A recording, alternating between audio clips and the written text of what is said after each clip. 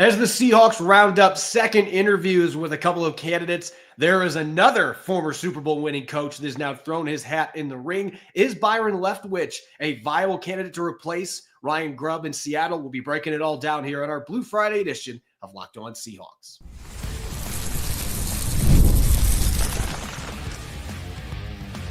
You are Locked On Seahawks, your daily Seattle Seahawks podcast, part of the Locked On Podcast Network. Your team every day.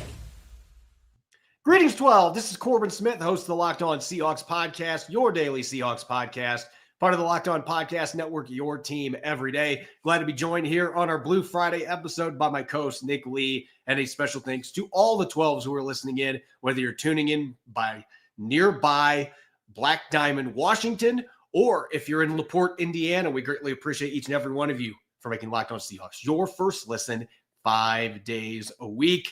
We are drawing deeper into the Seahawks offensive coordinator hunt. They now have two coaches that had second interviews scheduled today in person in the VMAC. We're going to be taking a deep dive into comparing Klint, Kubiak and Grant Udinski, the two potential finalists here to replace Ryan Grubb. And then we've got superlatives, end of the season superlatives on the defensive side of the football, all brought your way by our friends over at PrizePicks. Go to prizepicks.com/LockedInNFL and use the code all lowercase LockedInNFL to win $50 instantly when you play $5. Now for your lead story here on our Blue Friday edition of Locked On Seahawks. On Friday, the Seahawks had a pair of second interviews for their vacant offensive coordinator position.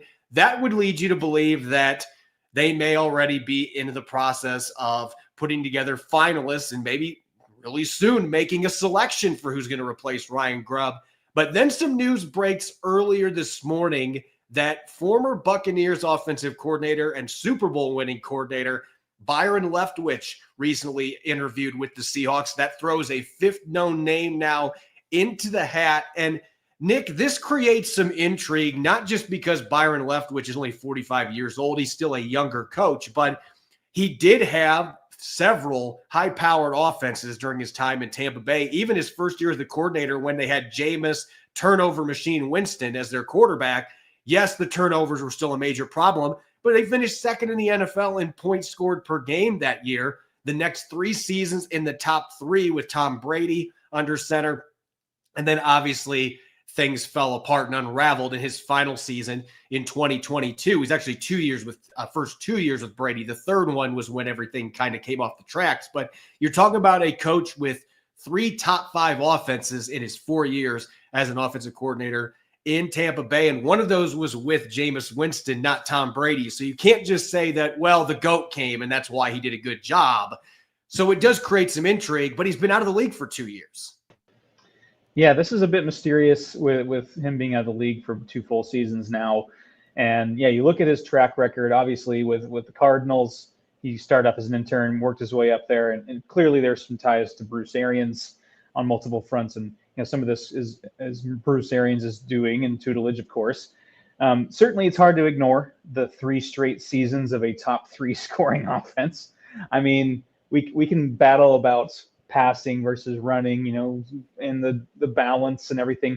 You score points. That's the whole point of offense. And those middle 3 seasons with the Buccaneers, or first season and then the last 2, or the 2 after that, were high flying. I do, he's got the Super Bowl, of course. A Super Bowl winning offensive coordinator. Those don't come around too crazy often. It does bring you some pause when you bring up some of his page, basically, because Ryan Grubb had a very similar kind of thing where high passing offense, high flying offensive attack. I know college versus what Leftwich has done in the NFL is a little hard comparison, but there was no balance at all. And what you see with what Leftwich has done with Tampa Bay, and even in Arizona, his 1 year at OC there, he does not have a single season with a rushing team higher than 24th in the league. He had a 24th ranked rushing team in 2019. And then he went 28th, 26th, and dead last in rushing his last year with Tampa Bay in 2022. I do wonder about the balance and things like that. Obviously we can dive into schemes and what might he bring to the table differently than the other candidates, but I think we all can agree, and Mike Macdonald can probably agree, that the Seahawks are looking for a guy who's willing to run the ball and bring an attitude to it. And I'm not quite sure Byron Leftwich fits exactly what the Seahawks, or what we assume the Seahawks are looking for in a guy that's going to establish a culture of a physical, tough, running team. Complementary football is a term we've heard a lot. I'm not sure, that Leftwich really meets that criteria. He has a track record of success, but it's not necessarily been complementary. Yeah, you mentioned the word complimentary. That has come out of Mike Macdonald's mouth so much, dating back to the middle of this last season. And that was where you started to see those signs and hear those murmurs about Ryan Grubb's job security not being very good, because he wasn't able to develop that complimentary offense. And you look at every single other coordinator candidate that is interviewed for this position. Even Thomas Brown in Chicago has a track record as a running back coach in LA. He's been a tight end coach. Like, he likes to run the football. Every other coordinator candidate has a history. Klint Kubiak, you can look at the numbers and say, well, he's never had a top 10 rushing offense. At least the Saints finished 14th this year. And that was with injuries galore in the offensive line. And Alvin Kamara missed the last 3 games. So even with that, it was still in the upper half of the league. That is a far cry from any of the seasons that Byron Leftwich had as a coordinator, including the partial season in Arizona in 2018. He has never been able to develop a run game. Now, as you mentioned, I don't think it is fair to compare him to Ryan Grubb, because, look, Ryan Grubb has never had a successful season in the NFL, at least in terms of maintaining a job. Byron Leftwich had 4 straight years where he had pretty darn good offenses, and this guy has been able to develop outstanding passing games.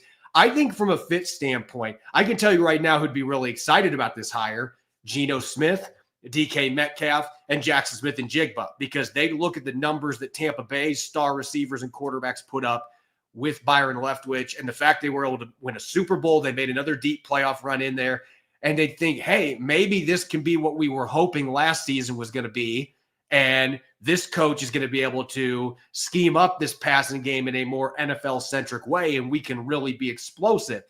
But as you also alluded to, no running game above 24th. There is no way Mike Macdonald is going to be okay with that in this search. There's no way, especially when you look at the schemes. And this is where my interest comes into play, because yesterday on the podcast, I showed Klint Kubiak and how his schemes, personnel usage, really mirrored what you see in Baltimore, Detroit, and to a lesser extent, but still pretty close, Philadelphia. 3 teams that I think Mike Macdonald really wants to model this offense after. If you look at the personnel groupings for Byron Leftwich, though, totally different than you're going to see from those 3 teams. 70+% 11 personnel. They did get multi-tight end looks 19th overall, not near the bottom of the league, but not near as high as teams like Baltimore, Detroit, Philadelphia. But then you look at the 2-back sets, literally non-existent, 0.1% in 21 personnel, and they didn't run a single play with 2 backs and 2 tight ends. I just cannot see. This feels like another puzzle piece that is absolutely not going to fit with Mike Macdonald, in my opinion. And Macdonald's got to find somebody that fits with him philosophically. And I just don't see Byron Leftwich being that guy. Right. And this is not to say that Byron Leftwich can't be a successful offensive coordinator. I think that obviously he's got a track record of success. It's just a matter of fit and a matter of what you want to do on offense, who you want to be. There are teams where that fits for Tampa Bay. That was a really fun offense that obviously was very successful on the way to a title. There's a few ways to, skin a cat or whatever, insert that, phrase there. But it's, and then of course, if you want to develop a young quarterback, it doesn't seem like a terrible guy to have there as far as, putting quarterbacks in positions for success. But strictly talking fit, strictly talking what Mike Macdonald probably is looking for and has said out loud what he's looking for, I don't see the fit. Byron Leftwich can be a successful offensive coordinator, and whoever the Seahawks hire, if it's not Leftwich, can certainly work out. But I just don't see the 2, like you said, the 2 philosophies matching up. Because if the Seahawks want to go with the, play defense, run the ball, be tough, hard-nosed kind of team like a Baltimore, like a Philly, Leftwich doesn't sound like the guy. Now, if you want to be a guy that, develops a young quarterback, puts up great passing stats, and is attractive to, receivers and quarterbacks, Leftwich might be the guy, but philosophically, there does seem to be a mismatch. And I'm going to push back a little bit of the idea that it would be a good fit for a young quarterback, because I think Geno Smith would be excellent for him, because you look at his track record. Jameis Winston led the league in interceptions the one season that he worked with Byron Leftwich. And I'm not going to blame Leftwich for that solely, because it hasn't mattered who's coach Jameis Winston. That's what he does. He turns the ball over at an incredible rate. But he had Josh Rosen his 1 year as a QB coach and offensive coordinator. We saw how that ended up being a disaster in Arizona. I have not seen evidence that he can coach up a young quarterback. I do see evidence, though, that he can work with an experienced veteran like a Tom Brady. I think Geno Smith could be a fit from that standpoint. So I think in the passing game, this could make a lot of sense. But that was not an issue for the Seahawks necessarily this past year. They didn't have the running game to really help that passing game reach its potential. It's that complementary aspect. And maybe Leftwich ends up getting a second interview. Maybe he blew them away. If that happens, great. They got to hit this out of the park regardless who they pick. I don't see this being the right fit for what Mike Macdonald has been saying that he wants in terms of complementary football, physicality, toughness. That just doesn't scream Byron Leftwich to me. When we come back, we are going to shift gears to our end of season superlatives. Last week we had offense. This week we're going to go to the defensive side of the football. Don't go away. You're listening to the Blue Friday edition of Locked On Seahawks. It's playoff time, and if you're like me, you want to make the most of these final weeks of football action. That's where PrizePicks comes in. If you love football and want a chance to win real money while watching the games, PrizePicks is the place for you. It's the best way to turn your sports opinions into cash with daily fantasy player projections. With PrizePicks, you simply pick more or less on player stats like total passing yards or rushing touchdowns, and for a shot to win up to 1,000 times your money, you can make your picks in less than 60 seconds. And whether you're looking for a flex play to boost your payout or want to cash out quickly, PrizePicks has got you covered. With over 10 million members and billions in winnings, it's clear that people are loving the platform. This week, I'm looking at Matthew Stafford to go out and get 230 plus passing yards for the Rams. I can make that selection quick and simple with a challenge for myself and my friends. Here's a special offer for Locked On NFL listeners. Download the app today and use the code LOCKEDONNFL to get $50 instantly after you play your first $5 lineup. That's right, $50 instantly when you play just $5. PrizePicks, run your game. Welcome back to the Blue Friday edition of Locked On Seahawks. I'm your host, Corbin Smith. He's Nick Lee. A special thanks to all the 12s, as always, for tuning in. And thank you for making Locked On Seahawks your first listen 5 days a week. We greatly appreciate it. Last week, we kicked off our annual end-of-season superlatives. We were on the offensive side of the football. Now we're going to switch gears today, Nick, to the defensive side of the football. And we're going to look at defensive MVP. And I'm going to be honest, the player that I picked, and I think you were probably on the same tangent as me, but the player that I picked, I actually strongly considered, if we would have just had a general MVP, I probably would have picked Leonard Williams, because to me, and I voted for him as my defensive player of the year on my Pro Football Writers Association ballot. I think he was that dominant and that phenomenal this season. To me, there's some other guys you can talk about that had really good seasons in Seattle's defense, but number 99, the big cat, he was the engine that got this team rolling all season long, and I thought he was dominant from start to finish. Yeah, this was really refreshing. He's my MVP too, defense. Should have at worst been a Pro Bowler, certainly first team All-Pro probably. It's a travesty he wasn't either one. 11 sacks, which half a sack shy of his career high, led all interior defensive linemen in several categories like tackles for loss. You can build a case certainly to garner Defensive Player of the Year votes. And how refreshing also. There was a lot of consternation about getting him re-signed last year, bringing him back after making that big trade for him, and they brought him back, and he was even better.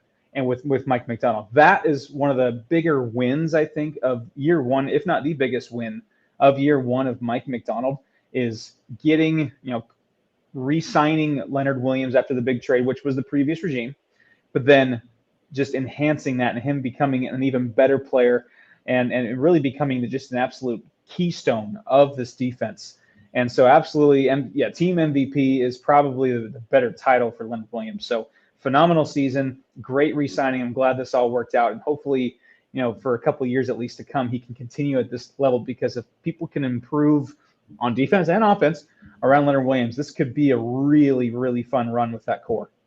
And his contract, Nick, he's making more than $20 million per year. It feels like an absolute steal after this season. You had a 92-yard pick six, 11 sacks, led the league in quarterback hits for interior defenders, led the league for tackles for loss. I mean, again, I keep rattling off all these numbers, and when you watch the tape, it was even more impressive because there were so many plays that were made by teammates that were set up by him. That's why I voted for him for Defensive Player of the Year. The stats are there to me. And then when you watch the film, he just was utterly dominant all season long. Now shifting gears to our most improved player. This one was not near as cut and dry for me. I actually had three players that I was kind of looking back and forth with. I'm curious who you rolled with, and maybe we're thinking on the same lines, and maybe we aren't. Yeah, I went with a guy who's been with the team for a few years and kind of was maybe struggling to find his place with everything. And then an injury happens, and he steps right in, and it's beautiful. Kobe Bryant.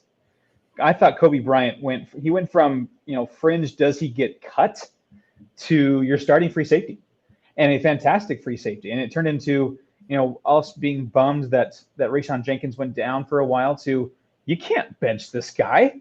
He's playing like it's like that starting in baseball where he goes down for a month, but then his replacement starts hitting 380 with 10 home runs. You're not going to put him back on the bench. He got Wally pipped. Yeah, I did. That's a good one. Yeah, so, Kobe Bryant went from, mostly everyone's saying, I don't know, I don't see a fit here. He's might not be on the team much longer, to, just overall fantastic grades, 75.9 coverage allowed. He's got a 79.5 run defense, almost 73 Pro Football Focus grade. It's just clean grades across the board. So bravo to Kobe Bryant. Really cool to see him kind of come into his own. This is another kind of testament to some patience. Fourth round pick, might need to get his feet wet a little bit, move around a little bit, see what there's a fit, and then boom, year three, he really thrived. And you mentioned with Leonard Williams just how much the scheme change elevated his game. He was obviously already a well-known, high reputation veteran, but he took his game to another level. Derek Hall last year did not have a single sack in his rookie season, and it looked much of the year like he was out of place and that the previous regime didn't necessarily know how to get much out of him.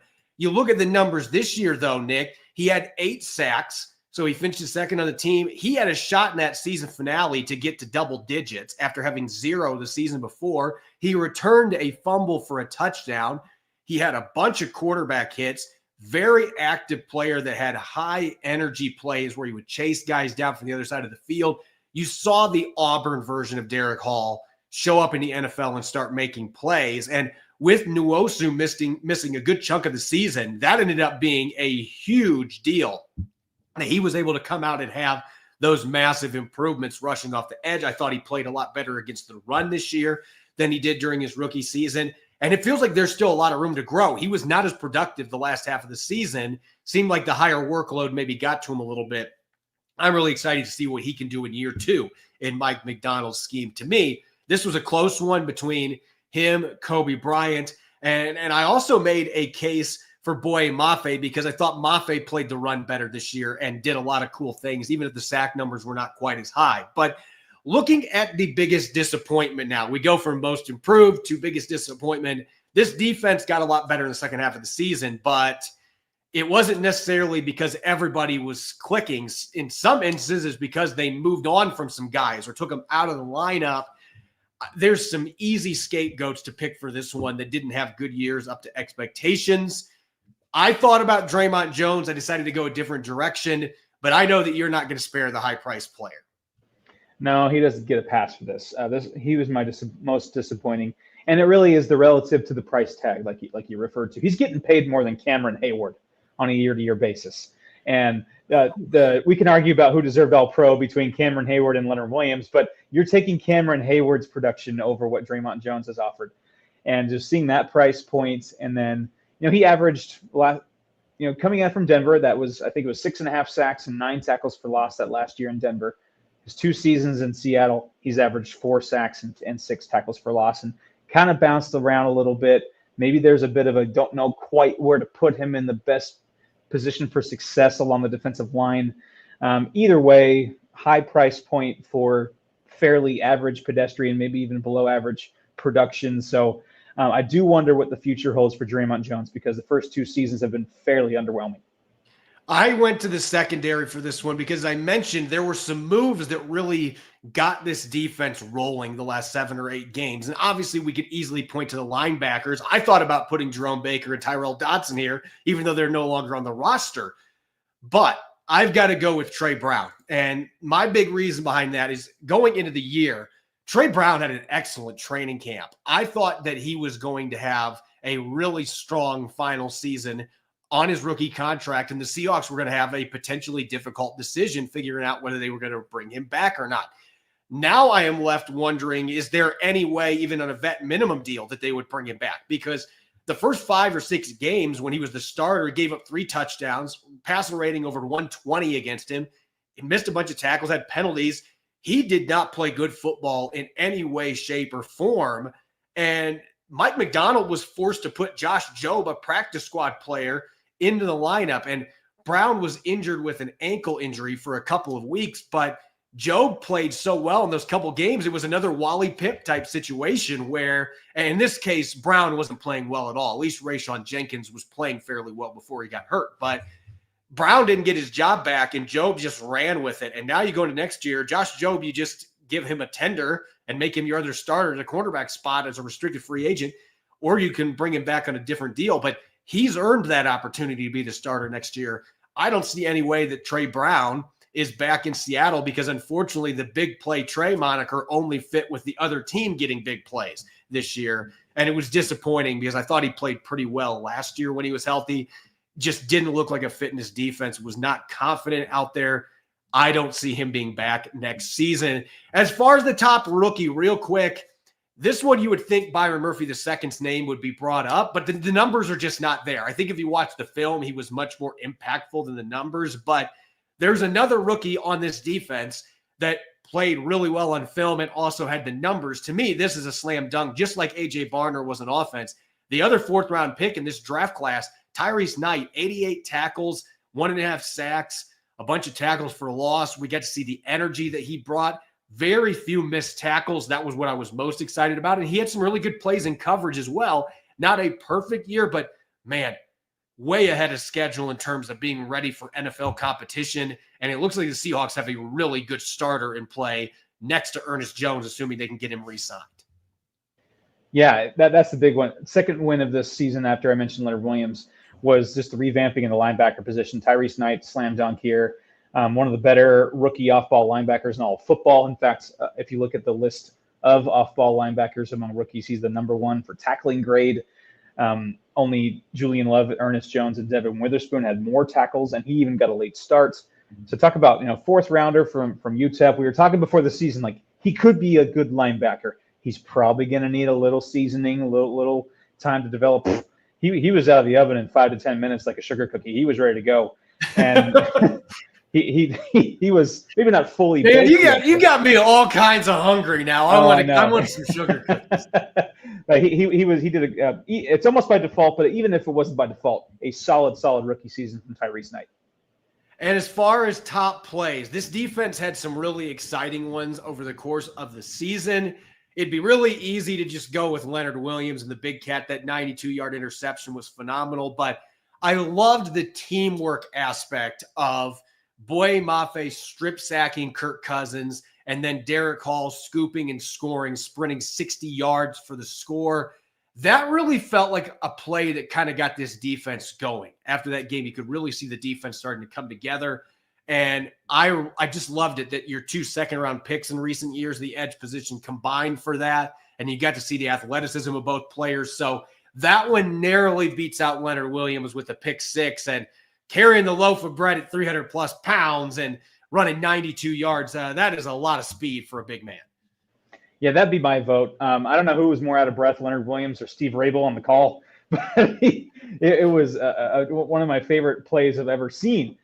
Just with the unlikelihood, just the image of a man that size running for that long and become, scoring the touchdown was just awesome.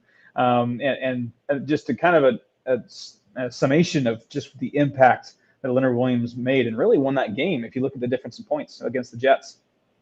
When we come back, we're going to get back to the coordinator discussion because two coaching candidates had their second interview for the Seahawks today. Nick and I are going to be taking a look at some of the stats from a year ago, revisiting some scheme-related stuff, and we're going to be debating who may be the better fit for this coordinator job replacing Ryan Grubb. We'll get to that coming up next here on our Blue Friday edition of Locked On Seahawks.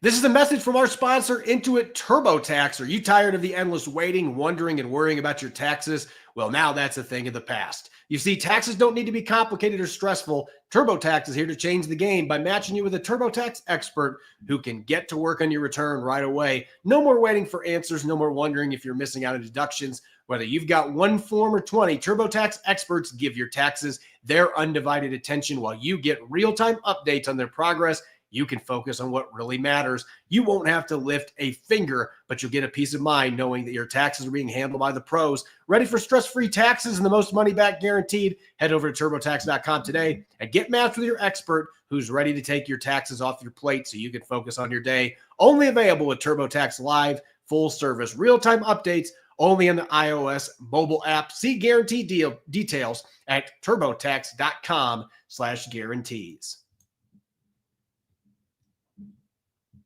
Welcome back to the Blue Friday edition of Locked On Seahawks. I'm Corbin Smith. Glad to be teaming up with my co-host Nick Lee. And a special thanks to all the 12s out there. Thank you, as always, for tuning in and making Locked On Seahawks your first listen 5 days a week. We greatly appreciate it. The Seahawks may be entering the final round of their offensive coordinator sweepstakes with two coaches having a second interview today. We talked some yesterday on the show about Klint Kubiak, the former Saints and Vikings offensive coordinator, as well as the 49ers pass game coordinator. He had his second interview today.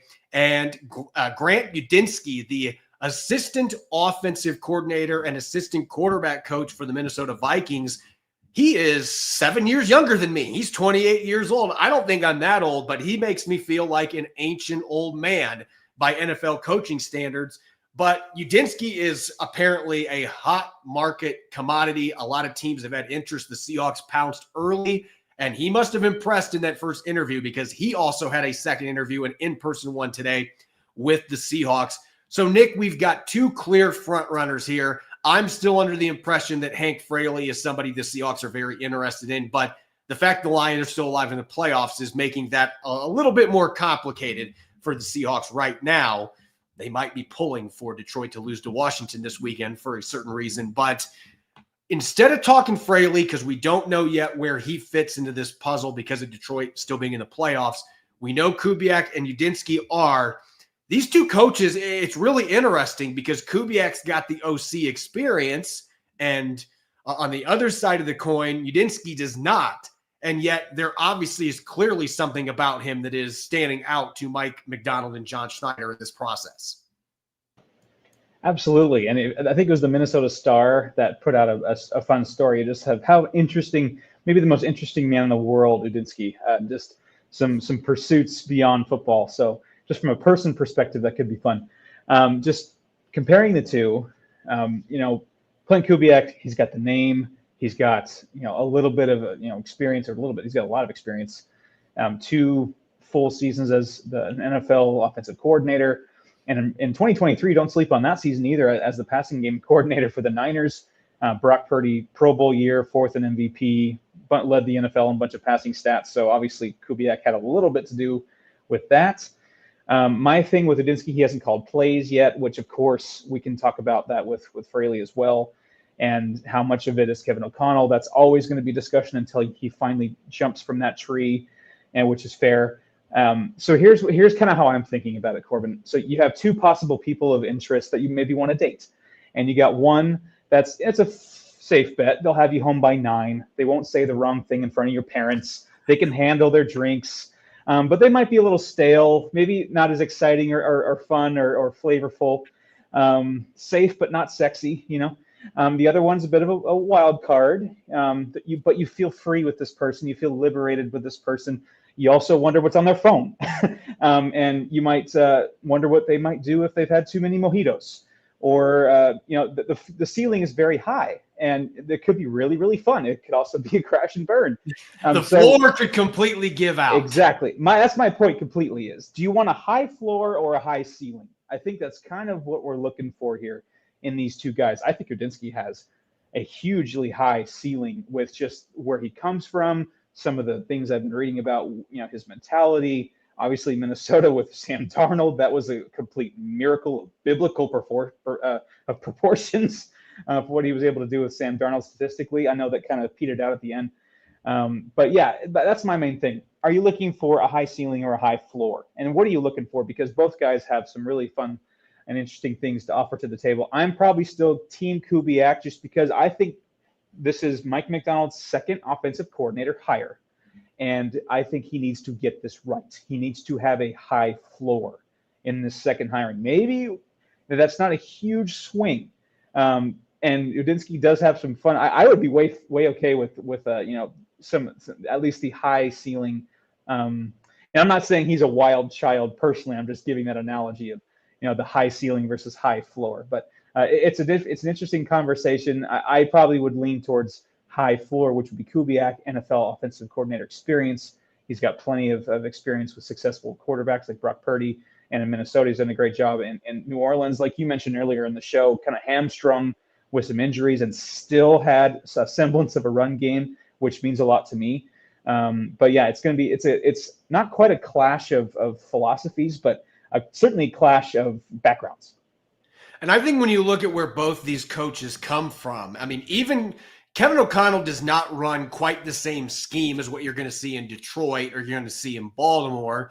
And yet he's more than capable of getting under center and running 2 back and 3 tight end sets. He has proven he can do that. And I think Udinski has had enough training underneath Kevin O'Connell and working with Josh McCown, who that is still the one that I'm surprised the Seahawks have not interviewed with from Minnesota staff. But Udinski, there's something about him with his football IQ and just kind of being that wonderkind on the offensive side of the ball. They have the defensive wonderkind in Mike Macdonald. They want to bring in another guy like that.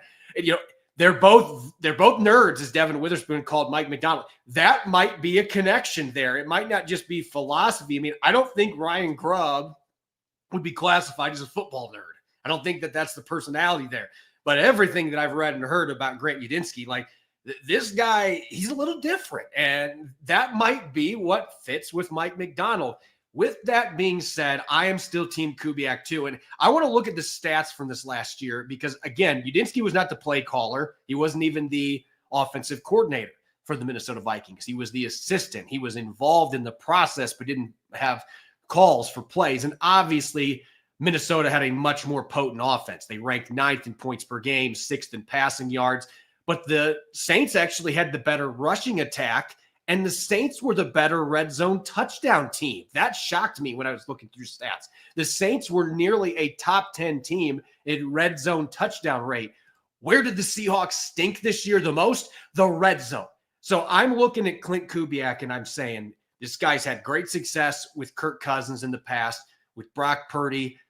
Look what happened this year when he had a healthy Derek Carr and he didn't have 7th-string receivers and 5th-string tackles and stuff in the lineup. They scored 40-plus points the first 2 games, then everybody got hurt. I feel like when you put Klint Kubiak in this scheme and what he's done with quarterbacks, I still think Geno's got to be the guy at least for this year. But you put Geno with him and the receivers they've got, the tight ends they've got. I think A.J. Barner could have a ton of success in this offense that has very similar personnel usage to what Baltimore and Detroit and Philadelphia do. And again, that is what Mike Macdonald wants. I think from an identity standpoint that Kubiak is the one that, as you mentioned, is more of a sure thing. And maybe Udinski, because of his IQ, maybe Udinski comes in and says, I can build my offense the way that you want it. And he ends up being great. Sometimes rolling the dice like that, again, it's the higher ceiling. Maybe it blows up and then, Udinski's getting head coach offers after next year. That would be my other concern is a guy like that tends to, if he's already rising, he's already on the radar, you're more likely you're going to lose him. Not that Kubiak couldn't be a head coaching candidate too, but I think those are things you have to have a discussion about when you have a defensive head coach. Absolutely. These are all fair questions. But again, I'm going back to what Klint Kubiak was able to do with kind of I don't know if a short stick or a bad hand was the right way to say, because they certainly have talent in New Orleans, but they dealt with a lot of injuries. He seemed to overcome those, and just philosophically that might match up better to what Mike Macdonald might do. I'm fascinated by both of these personalities possibly matching up with Mike Macdonald. I think both of them could work in Seattle, but again, I ask, high ceiling or high floor? In my opinion, with your second offensive coordinator hire, you need to get this right. The Seahawks are kind of in win now until otherwise proven. You got to at least get the offense. You got to raise the floor of the offense, because right now, as the comments in the live chat, the bottom kind of fell out at the end. Let's raise the bottom first. And I would make the argument, and this is just my opinion, I still think Klint Kubiak has a very high ceiling that has not been touched yet. I think there have been some circumstances. Yeah. What happened with all those injuries in New Orleans? You watch those first couple of games, there's some really fun stuff that he was doing on offense. And then suddenly it's like, wait, I've got Spencer Rattler playing quarterback, and I've got some guy we signed off the street as my number one wide receiver. I don't know how they were able to put points on the board the last 9-10 games. It was an extremely big challenge. And even in Minnesota, you look at what he did. Justin Jefferson had 1,600 plus yards and 10 touchdowns in the 1 year he was the offensive coordinator, but they had some issues with pass protection. It limited what they could do. Dalvin Cook still rushed for 1,100 yards that year. So I see enough stuff that I'm like, gosh, with the personnel Seattle's got, if you can just get the offensive line righted, that is really the key here. I don't care who your offensive coordinator is. John Schneider, front office, you got to fix the offensive line. The play caller can help with that. Ryan Grubb certainly did not in that regard. But I think both these guys could potentially help there. But Kubiak, to me, that is the sure bet. And I don't know that the ceiling difference is that different, because I really think Kubiak, he's still like 37 years old. It's not like he's he's old compared to Udinski. He could be Udinski's father as far as I'm concerned. But you've got two coaches that are really smart, that have high IQs, that are on the younger side of things, that really love football. So I don't know that you can go wrong here. It just really depends on your approach. I would say Kubiak is the one, though. I agree with you, is the favorite. As always, you can follow me on X and Blue Sky at Corbin Smith NFL. You can follow Nick at NickLee51. Make sure to subscribe to Locked On Seahawks on YouTube and wherever you listen to your podcast to make sure you don't miss a single episode. When we come back on Monday, believe it or not, we're going to be starting to head down the pipeline of the NFL draft as we draw closer to the Senior Bowl. We're going to be looking at national championship prospects for Ohio State and Notre Dame. Make sure that you're listening in and enjoy the rest of your weekend. Go Hawks.